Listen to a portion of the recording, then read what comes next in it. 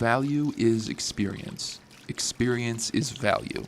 Life's value is the experience of created things.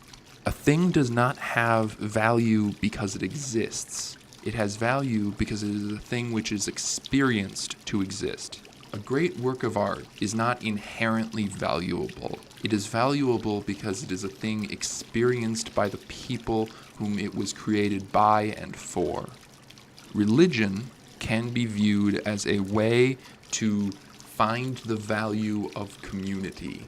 I realized that value is not derived from the thing existing or even ownership of the thing, but from experience of the thing. That is not to say that you cannot derive value from the experience of ownership of a thing, but again, you're not getting it from the thing's existence, but from your experience that comes from that.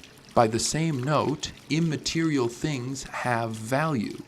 Memories are extremely valuable, despite not in any way fitting into our current conception of value.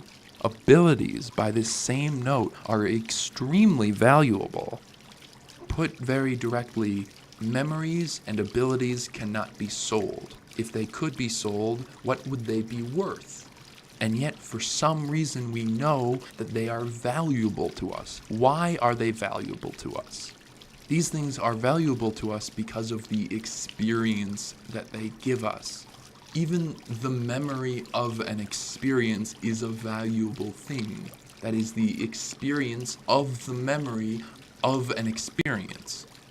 Although it is not the only way, this is a philosophy which allows one to view the world optimistically without lying to oneself.